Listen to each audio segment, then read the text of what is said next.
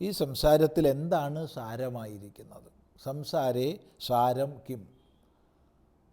മറുപടി പറഞ്ഞു, ഇതമേവ. ഇത് സംസാരം എന്ന് പറയുമ്പോൾ, അല്ലെങ്കിൽ ഈ സംസാരത്തിൽ അന്തർഭവിച്ച വിവിധ പദാർത്ഥങ്ങളെ സംബന്ധിച്ച് ഇതെന്ന് പറയുമ്പോൾ, ആ ഇത് എന്നുള്ളത് തന്നെയാണ്, അതിന് ഉണ്മയെ കൊടുക്കുന്നത് എന്ത് എന്ന് വിചാരം ചെയ്ത് കണ്ടെത്തേണ്ടുന്ന ഉണ്മ തന്നെയാണ് സാരം എന്ന് പറഞ്ഞു. തുടർന്നാണ് അടുത്ത ചോദ്യം, കിം മനുജേഷു ഇഷ്ടതമം? മനുജേഷു, മനുഷ്യന്മാരിൽ എന്ന് പറയുമ്പോൾ മനുഷ്യന്മാർക്ക് അഥവാ മനുഷ്യജന്മത്തിൽ, മനുഷ്യ സമൂഹത്തിൽ എന്നൊക്കെ അർത്ഥമെടുക്കാം. ഇഷ്ടതമം കിം? ഏറ്റവും ഇഷ്ടമായത് എന്ത്? ഇഷ്ടം, ഇഷ്ടതരം, ഇഷ്ടതമം. ഇഷ്ടം തമം എന്ന് പറയുമ്പോൾ ഏറ്റവും ഇഷ്ടപ്പെട്ടത്, ഏറ്റവും ഇഷ്ടമായത്. ഇപ്പം മനുഷ്യന്മാരിൽ അഥവാ മനുഷ്യജന്മത്തിൽ ഏറ്റവും അഭീഷ്ടമായത് എന്താണ്? ഇതാണ് ചോദ്യം. മറുപടി, സ്വപരഹിതായോദ്യതം ജന്മ. സ്വപരഹിതായ ഉദ്യതം ജന്മ. തനിക്കും മറ്റുള്ളവർക്കും ഹിതത്തിനായിക്കൊണ്ട് ഉദ്യമിക്കുന്ന ജന്മമാണ് മനുഷ്യരിൽ വെച്ച്, മനുഷ്യ സമൂഹത്തിൽ വെച്ച് ഏറ്റവും ഇഷ്ടതമമായത്. താത്പര്യം, ഏറ്റവും ഉത്കൃഷ്ടമായ മനുഷ്യജന്മം നമുക്ക് ലഭിച്ചു. 84 ലക്ഷം ജീവയോനികളിൽ ഏറ്റവും ഉയർന്നതായിട്ടാണ് ആചാര്യന്മാർ മനുഷ്യജന്മത്തെ വാഴ്ത്തുന്നത്. അങ്ങനെയുള്ള ജന്മം നമുക്ക് ലഭിച്ചു. ഇനി അത് പ്രയോജനകരമാവണം, അതിനെ സാർത്ഥകമാക്കണം. മറ്റ് ജന്തുക്കൾക്കുള്ള എല്ലാ തലങ്ങളും നമുക്കുമാവാം.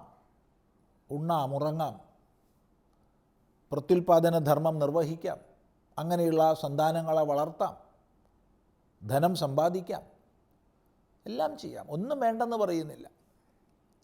പക്ഷേ ഇതൊക്കെ മറ്റെല്ലാ ജന്തുക്കളും ചെയ്യുന്നതാണ്, മറ്റു ജന്തുക്കൾക്കും ചെയ്യാവുന്നതാണ്. അതൊന്നും ചെയ്യേണ്ടെന്ന് ആരോടും പറഞ്ഞില്ല. എന്നാൽ അതിൽ കവിഞ്ഞ് മനുഷ്യജീവിതത്തിൻ്റെ മഹത്വപൂർണമായൊരു ലക്ഷ്യത്തെക്കുറിച്ചുള്ള ബോധം,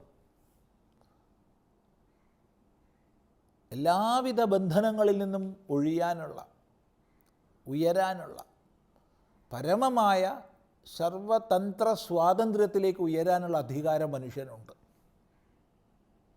ഇതാണ് മനുഷ്യനെ സംബന്ധിച്ച് പരമമായ ഹിതം. ഇത് വ്യക്തിയെ സംബന്ധിച്ചാണ്.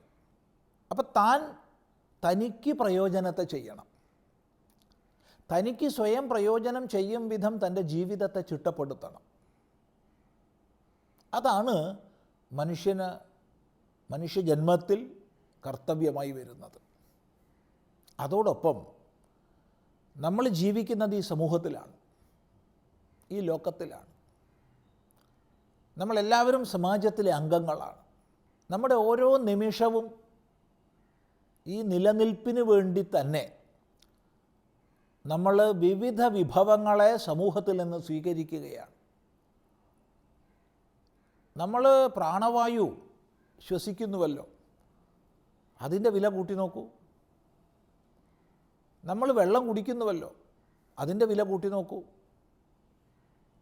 നമ്മൾ അന്തരീക്ഷത്തിൽ നിന്ന്, സൂര്യനിൽ നിന്ന്, അഗ്നിയിൽ നിന്ന്, ചന്ദ്രനിൽ നിന്ന് വേണ്ട വ്യത്യസ്ത പോഷകങ്ങളെ സ്വീകരിക്കുകയാണ്, ഉൾക്കൊള്ളുകയാണ്. അതിൻ്റെ വില കൂട്ടി നോക്കൂ. ഇങ്ങനെ ചിന്തിച്ചു കഴിഞ്ഞാൽ ഓരോ ദിവസവും ഈ സമൂഹത്തോട് കടപ്പെട്ടുകൊണ്ടാണ് നമ്മൾ ഓരോരുത്തരും കഴിയുന്നത്.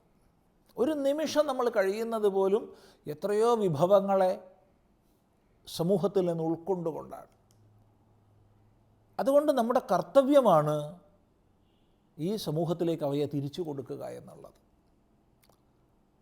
അപ്പം നമുക്ക് സ്ഥൂലമായ ഈ കർമ്മ ഉപാധിയായ ശരീരമുള്ള കാലത്തോളം നമ്മുടെ ജീവിതത്തെ സാർത്ഥകമാക്കാൻ പരിശ്രമിക്കുന്നതോടൊപ്പം ഈ സമാജത്തിന് വേണ്ടി, സമൂഹത്തിന് വേണ്ടി നമ്മൾ പ്രവർത്തിക്കണം, മറ്റുള്ളവർക്ക് വേണ്ടി പ്രവർത്തിക്കണം.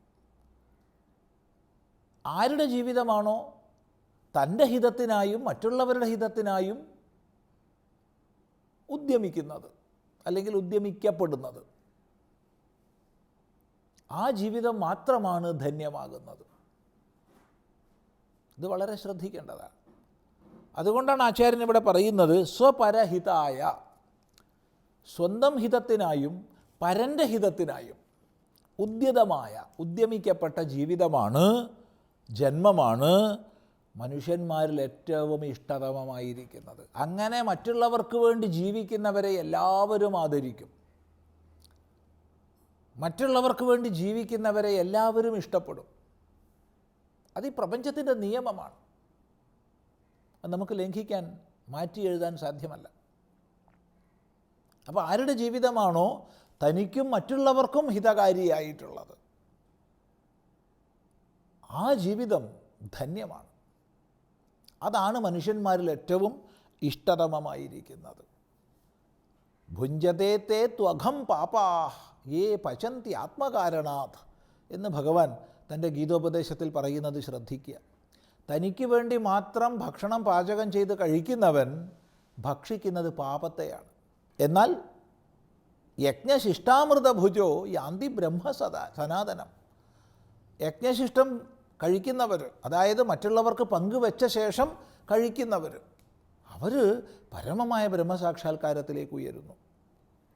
അപ്പം നമ്മുടെ ജീവിതം എപ്പോഴും പരഹിതത്തിനായിരിക്കണം.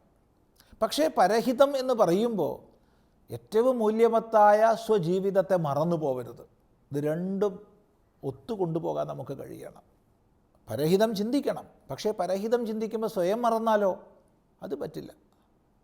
അപ്പോൾ താൻ ആര്, തൻ്റെ ജീവിതത്തിൻ്റെ ലക്ഷ്യം എന്ത്, ആ ലക്ഷ്യത്തിലേക്ക് എങ്ങനെ ഉയരാം, ഈ വക ചിന്തയോടുകൂടി സ്വഹിതത്തെ പൂർത്തിയാക്കാനും അതോടൊപ്പം പരഹിതത്തെ പൂർത്തിയാക്കാനും ആരാണോ ഉദ്യമിക്കുന്നത്, പരിശ്രമിക്കുന്നത്, അയാളുടെ ജന്മമാണ്, ആ ജന്മം ഇഷ്ടതമമാണ്, മനുഷ്യ സമൂഹത്തിൽ ഏറ്റവും ഇഷ്ടതമമാണ്.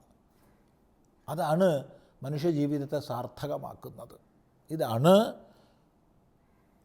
5-ാം ശ്ലോകത്തിലെ ചോദ്യവും ഉത്തരവും.